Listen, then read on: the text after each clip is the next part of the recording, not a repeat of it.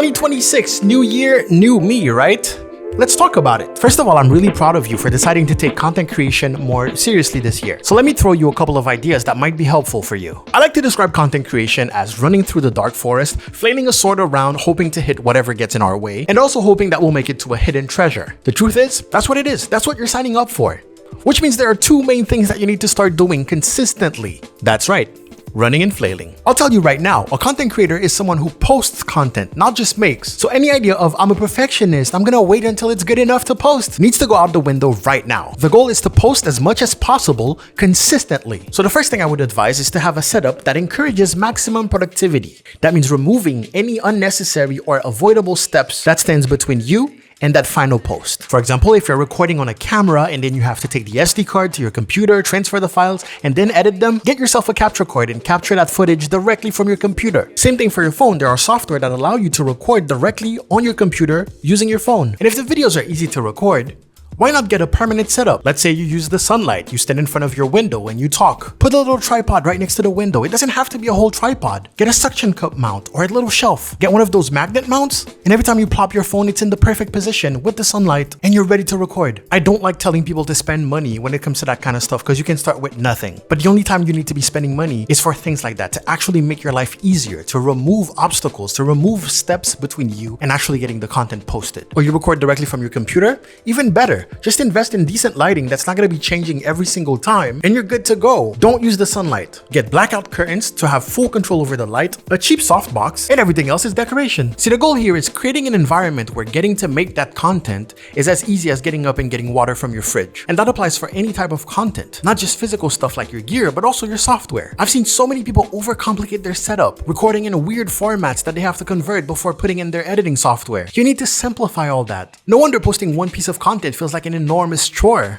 You set yourself up for that. My brother in Christ, you made the sandwich. And to motivate you to post more, two things. One, they can't all be bangers. Some of the stuff you post is going to flop. Most of the stuff you're gonna post is going to flop. That's how it works. And that's everyone. Just post, move on to the next one. Second thing that's very important is you have no idea which one is going to be a banger, actually. It's not the one that you really care about. It's not the one that you put the most effort in. That almost never happens like that. It's always the one you expect the least. It's always the one that you put the least amount of effort that ends up being a banger. I have a music YouTube channel where I do remixes. I put my heart and soul on a bunch of tracks. And one day, I did a mashup that took me 20 minutes, and it's now sitting at 2 million views. On this very channel, one day, I had no idea what to post. So I said to myself, hey, no one cares, but let me post a video on how to install and use VoiceMod. Took me an hour. Video got 1 million views. So post.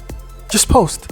There's this big misconception about what people are willing to watch and what people find interesting. Everyone is like, well, my life is not really interesting. Well, of course, you live with yourself every day. It's not interesting for you, but it's interesting for everyone else. Believe it or not. You know why? Because you are unique. There's no one else like you. And I'll tell you that 10 times out of 10, when you start asking those people questions about themselves, it's actually full of interesting things. Because yes, some people get very successful live streaming from their crane job on TikTok. Gas station workers, garbage collectors. And you're gonna tell me you don't have anything to offer? Doesn't even have to be about your job. Could be about content that you consume. You watch TV a lot, listen to music, play video games. Well, congrats. Your taste and opinions matter. Anything that you enjoy and or have a lot of information about can be your niche. So I don't want to hear you, oh, I don't know what to pick one. You know, after so many do this and do that, here's a don't do this and don't do that. I understand there's a bunch of platforms out there and you feel like you need to be active on every single one of them. That's slightly true, but I need you to think about your goals. The thing is, every single platform is basically a full-time job. So if there's one of them that you're working hard towards that doesn't seem to be working, but also the end goal of being good on that platform doesn't amount to anything, I'ma say it. Stop using it. Or at least stop trying so hard to use it. Instagram. Let's talk about it. Money.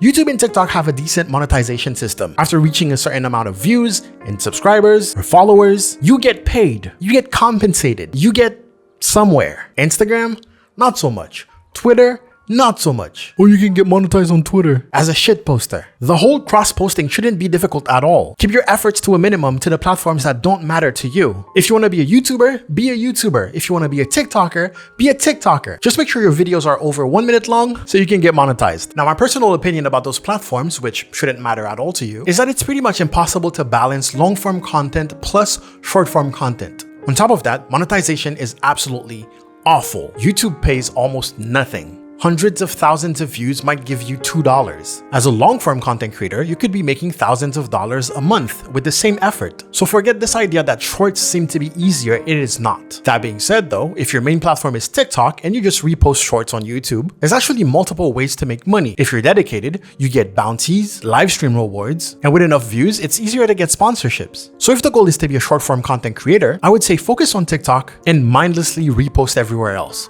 At the end of the day, it doesn't matter which niche you chose. If you're putting yourself out there constantly, consistently, continuously, someone will notice. And they might tell someone else.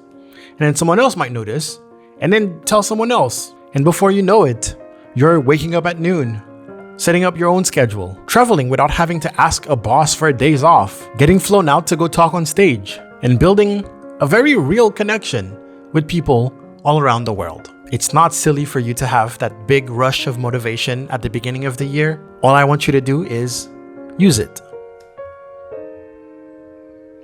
Thanks for watching.